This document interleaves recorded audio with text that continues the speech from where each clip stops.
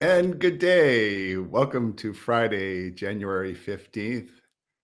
Navigate B2B is the show you're tuned into. And I'm your host, privileged to take you through today's session. My name is Steve Ferreira, and I'm CEO of Ocean Audit, a global ocean freight post audit consultancy company based here in Hartford, Connecticut. Privileged to have clients all around the world in the Fortune 500. At last count, about 18 of them. And I'm thrilled that FreightWaves has selected myself to help bring you the latest and greatest news in both ocean, maritime, and navigating the business to business environment that we so desperately need to cling to together in the global pandemic. So, what a great honor and pleasure to come to you today. As I said, today's Friday the 15th. It's 9:30 a.m. And again, welcome to Navigate B2B.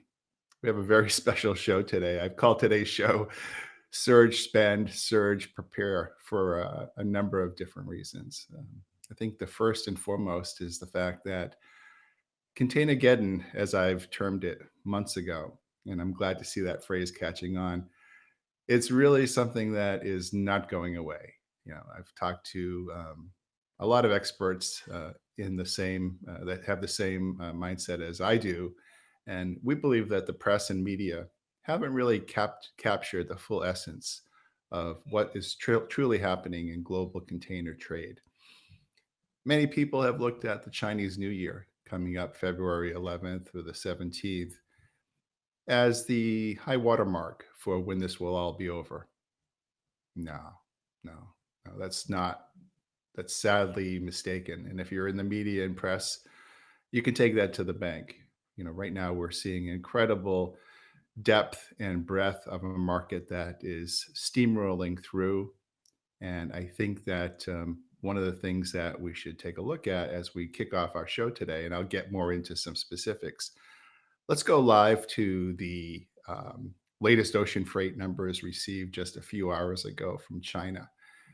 And I wanted to take my audience through just how traumatic these increases are. You can see here, this just was just received off the press. I think I'm the first influencer to be able to provide these numbers to you today here on FreightWaves on Navigate B2B.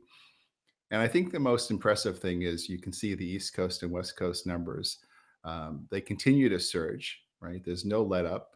We're less than a month away from Chinese New Year. And I think it's really important.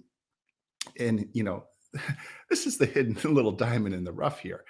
If you look at the numbers from Asia to Europe, you notice the quantities are in TEUs, right? So that number from Asia to Europe, you probably can't get on the ship for under 8,000 or 9,000. So it's really double that, right, in terms of the actual rate. And the reality is that the other rates to the West Coast and East Coast, huh, they're they're for juveniles. They're not even going to get you on the ship. So you really have to kind of take that with a grain of salt and plus that up another 1,500 to 2,000. So why don't we move off of that, and then we'll talk a little bit about how the whole Containergeddon is really influencing the market now. And let's go live to marine traffic in Southern California, and let's take a bird's eye view of some of the more interesting observations that I was looking at in the last 8 or 9 hours. I think one of the things that you'll find interesting, and by the way, you're watching Navigate B2B. I'm Steve Ferrari, your host. And today's episode, we'll be talking about marine traffic, maritime Congress that we're going to talk about in a few minutes, and a very special guest, author Elaine Pofeld, coming up. But right now, we take a look at the marine traffic diagramming, and we can see those little green dots, right? And that's over, it was tough to count them, right, going around with pin needles, but there's about 32, 33 vessels that are sitting outside of the port of Los Angeles and Long Beach right now, waiting for their turn at port, right? So it's just, it's at least a week's worth, maybe a week and a half weeks worth of unloading. And I think it's just really, really interesting to see that the phenomena of containers laden from Asia continues to proliferate our supply chain. And as we move off of that and we talk about some of the things that are fascinating corollary events. I was speaking to a good friend of mine, John Monroe Consulting, and John did a little study, and he was sharing with me that you take a typical transit time from Shanghai to Minneapolis, right? Kind of garden variety. We would say, okay, so Shanghai to the West Coast, anywhere from 13 to 18 days on a normal week, and then 5 6 days into Minneapolis, right? So it wasn't that long ago. Yours truly was selling container services when I was based at Sealand in China. I in Taiwan, excuse me, Hong Kong, as well. And my clients would ask me, okay, Steve, what's the transit time from Shanghai to Minneapolis? So it's 23 days or it's 26 days.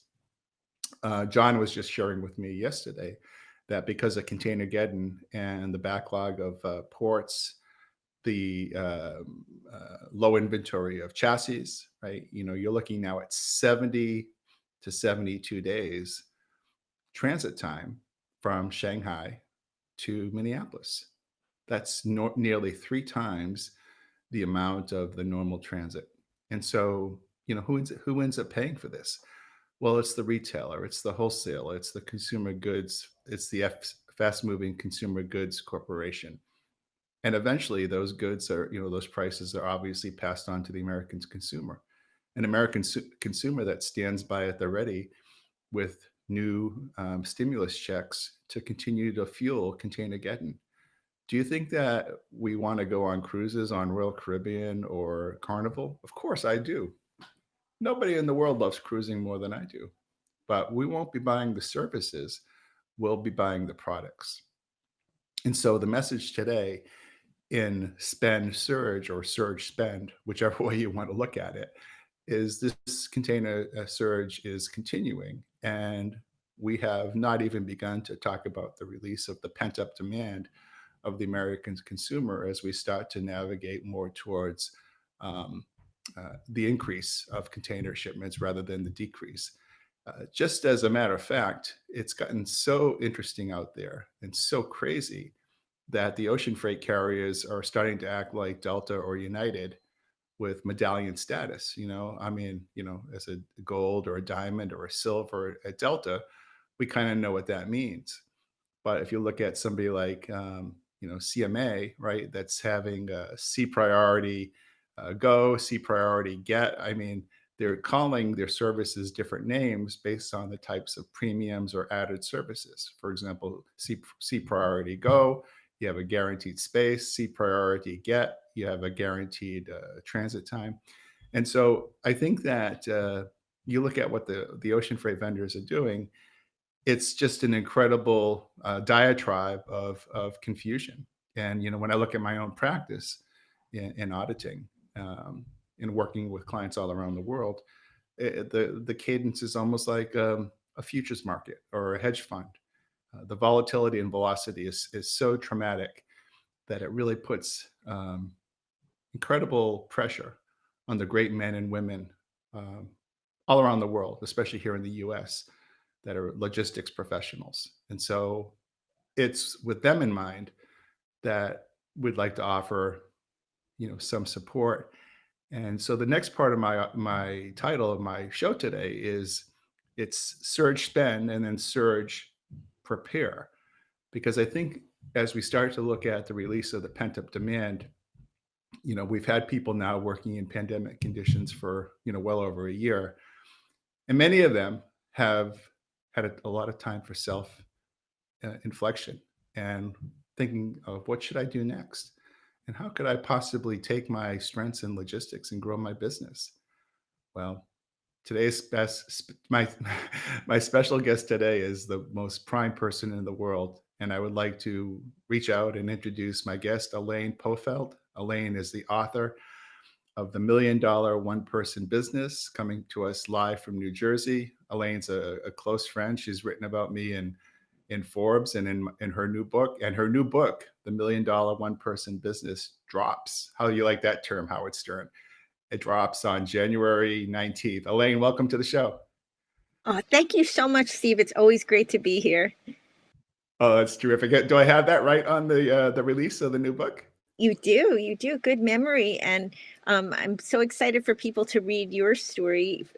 You and I met after I wrote it, and I was so excited to have an updated edition where it could include what you have done with your shipping and logistics background to create your $1 million one person business by really challenging the business models in your industry.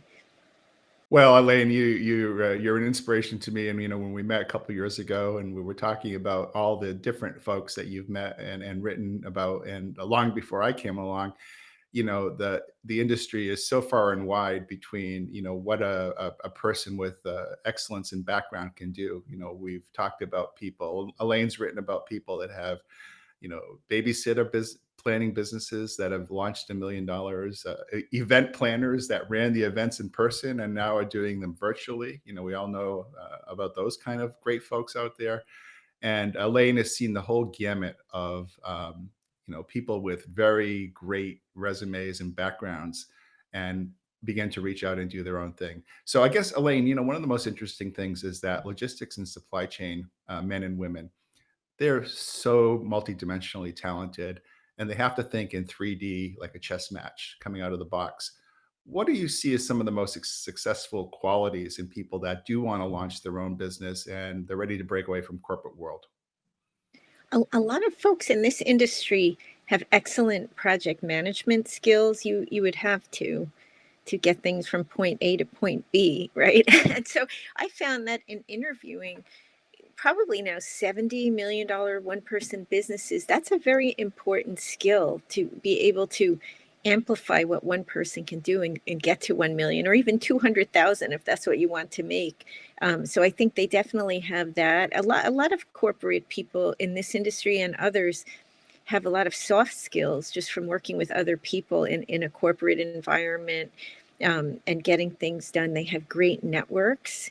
And often those networks are a launch pad for your next career. There's so many people whose first client was their last employer. People who start a business, if it's in a service business or even sometimes a product business. Um, and I think they also have had to rise to a very high level. When you were talking earlier about the challenges facing this industry for the past year, but it's not the first time it's faced challenges. And when you run a business, you have to be a good problem solver when challenges arise. And I think people will be very surprised when they put their ideas to the test in the entrepreneurship world at how valuable all those experiences and skills really are. I think that's just a fantastic analogy about logistics professionals, the supply chain guys and gals being great project managers. I think that so many of them, I work with them every day when I do my core business, and I have to put myself in their shoes. They're getting 85 emails a day. They're dealing with a crisis in China, as we talked about at the top of the show, increased freight rates, ocean product is backed up.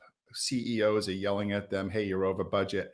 I guess my question to you is, how do people know intuitively when it's time to leave the nest and they're ready to propel themselves into their own consultancy or one person business? Is there any one common trait or trend line that you hear from business entrepreneurs that says, hey, I'm ready to make the move? Well, there are actually two, and one is not intuitive. One is that they lose their job, which often is what it takes for people to leave the nest, right? There's downsizing, and then through no fault of their own, they lose their job sometimes after a short time, sometimes after many years of loyalty, and they have to do something. And sometimes it's a blessing for them because they never would have done it before, but all of a sudden it's sink or swim, and then they pursue a passion that was kind of dormant in them, sometimes for decades, and they find that they're really good at it. Other people just find they can't really tolerate the corporate environment anymore, the politics, the stress. They may have a health crisis or they feel like their health is deteriorating from the stress. And those are the folks that will typically start a side business. They know they have to find a way out, but they need to make money. Usually they need to pay their bills. So they've got to figure out, okay, how do I get out of this while still being a responsible person and paying my mortgage or rent and doing what I need to do?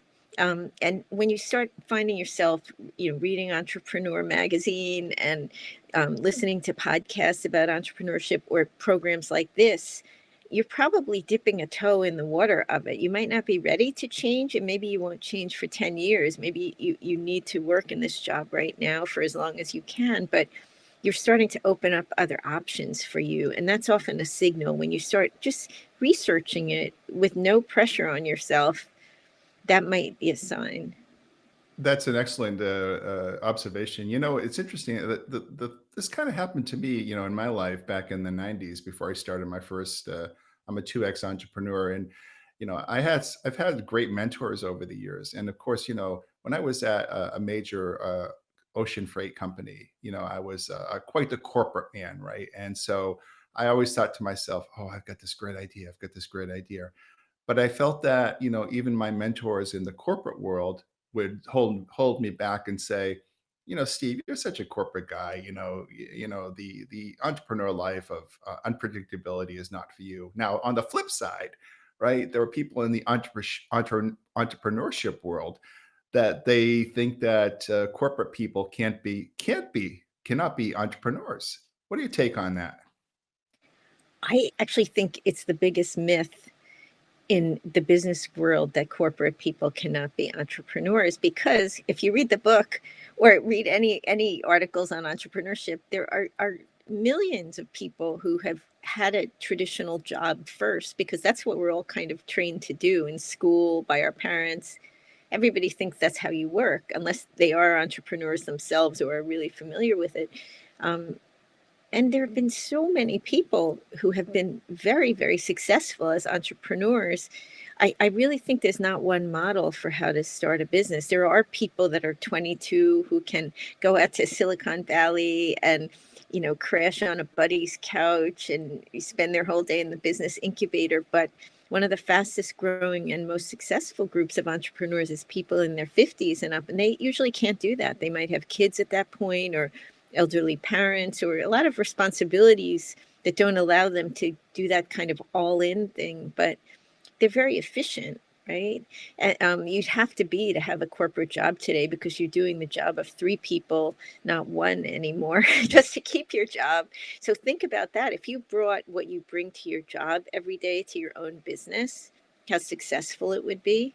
Because usually people in big organizations, and even sometimes mid-sized ones, are hampered just by the organizational inertia.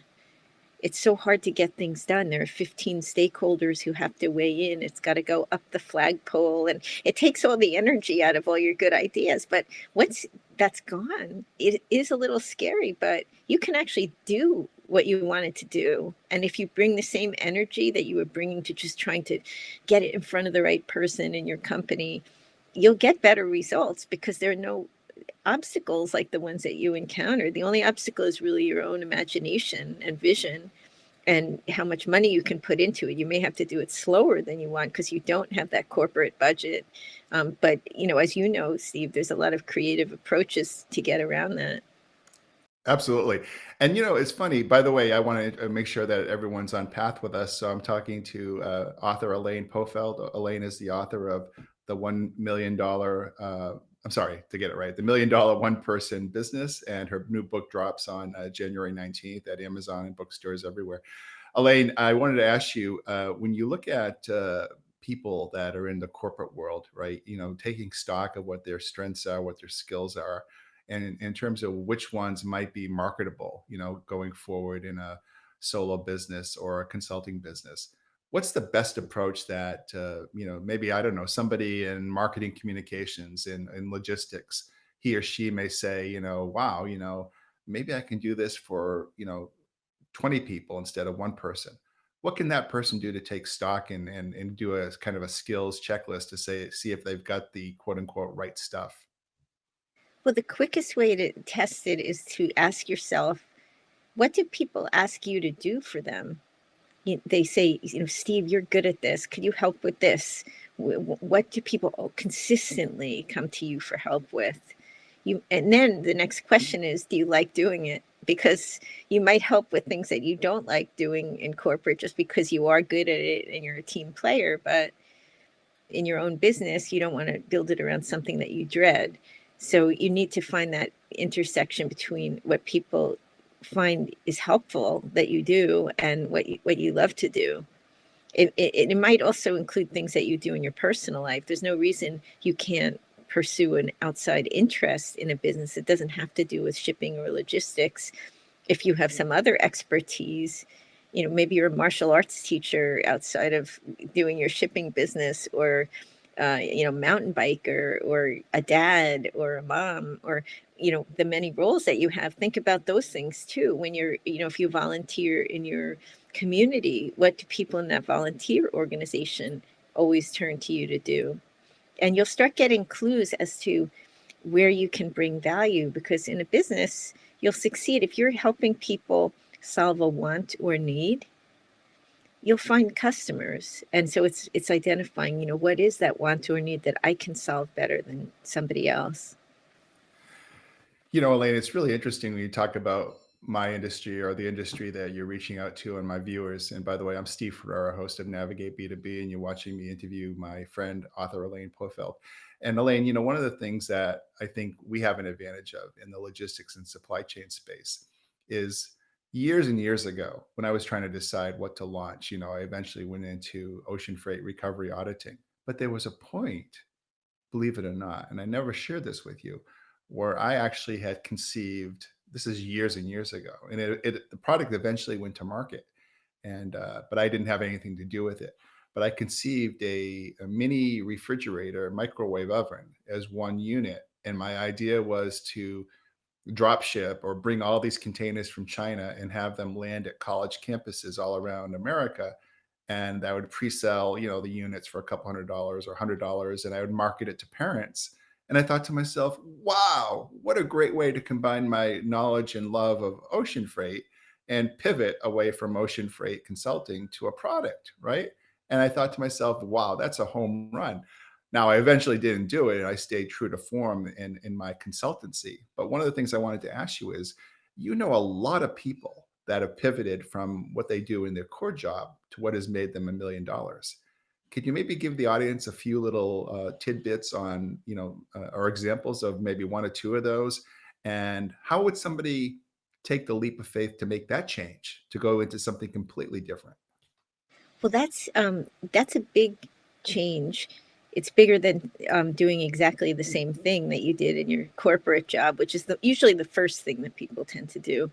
And I'll give you one example. He's not in the shipping industry, but I think he's a good example. Steve Sudell is a physical therapist, and he's a guy who played football and had some neck injuries, and he created this little invention for himself and his patients called the neck hammock. And he's not an inventor. I mean, what he does all day is physical therapy. So he started researching, how do you create a product? How do you patent it online? He reached out to Catherine Krug, who I actually wrote about in the book. She has a product called Better Back, which is a back support device for people that sit at the computer a lot for better posture. And she became a mentor just as a friend in the industry. And he took it step by step. Each time he realized he didn't know something, he would reach out to somebody online, or through online communities, and find out how to do it. And then he put the idea to the test. Once he had a prototype, he did a Kickstarter campaign and an Indiegogo campaign. These are crowdfunding sites where people can basically pre-order what you have invented based on the prototype you show. So the customers are kind of funding the product in advance. And that's if you are on social media, because you need to be able to share the campaign with people. That can be a great way to see if people would really pay for it, other than your mom and your brother-in-law and all the people that love you. It's got to be more than your inner circle who will buy it. That's a good way to test it. Another way you can test it is, I see a lot of younger entrepreneurs doing this. What they'll do is they create a prototype of the product, even a sketch sometimes, and they put it up on Instagram or Facebook, and then they see if they have people vote on it, whether they like it. And see if they can get any pre-orders that way. It's very easy to put up an online store using Shopify or other platforms now, and inexpensively. Um, there one entrepreneur I wrote about. She was her name is Anna Gavia. She was a med student in Australia, and she grew up in a beach town. And she designed her own bikini, and she did that with her first bikini. She had one prototype made. Her startup budget was only $200. She put a picture up. I think it was on Facebook. One person ordered it, and then she started getting more pre-orders. And with the money from those pre-orders, she hired a factory to do a small run, and that was the beginning of her business, Pink Colada, which is now in several different countries. It's doing well. She was $1 million one-person business as well. So it's really, familiarizing yourself with the landscape, taking it step by step, finding mentors, and then doing small tests to see if there really is product market fit. Because you may love it, but for some reason, maybe you're ahead of your time. There's too much competition in the space. You'll never really know until you get in the ring. I do Taekwondo with my daughters, and I always say that to them. You got to really get in the ring, and it's scary, but you'll never know until you really test it in the market. And it's good to not do it, to do that before you start spending a ton of money on something. And you make a great point too. I think that if you're looking to do something, outside of your expertise, that probably assumes that you've got some extra funds to do that, and it gives you a chance to, maybe live your dream. But as we start to kind of close out our segment, what about the people that are sitting home and are scared about the pandemic and maybe scared about losing their jobs or roles, and they start to look out and say, "What can I do next?" One question I never asked you about, Elaine, is that do you ever recommend doing any kind of pro bono work to kind of get your foot in the door as a reference? So, for example, somebody going to, a company and saying, "Hey, I'll help you with this study, free of charge." Is that a way to kind of launch your business?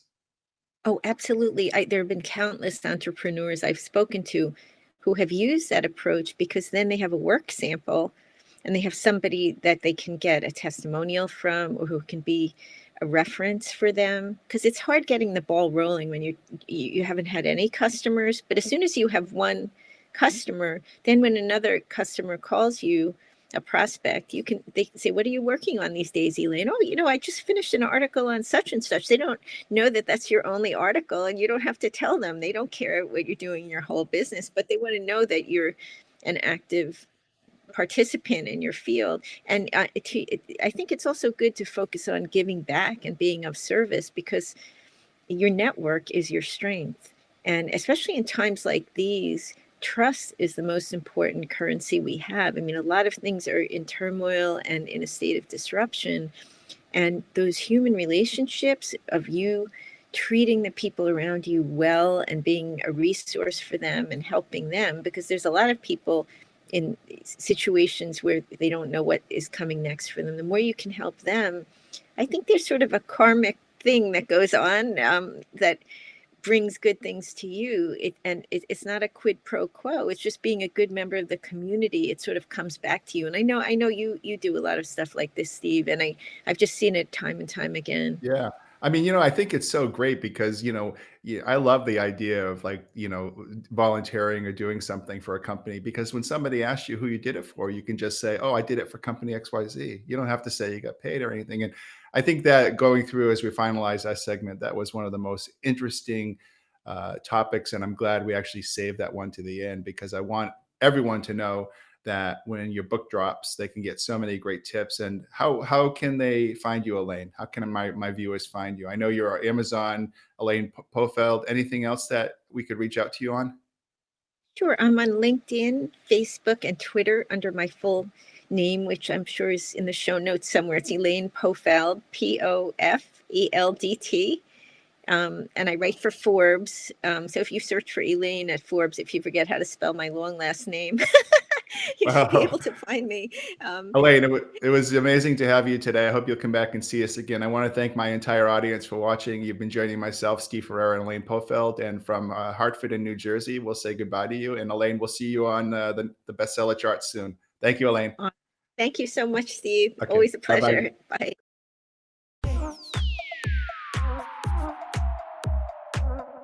Bye.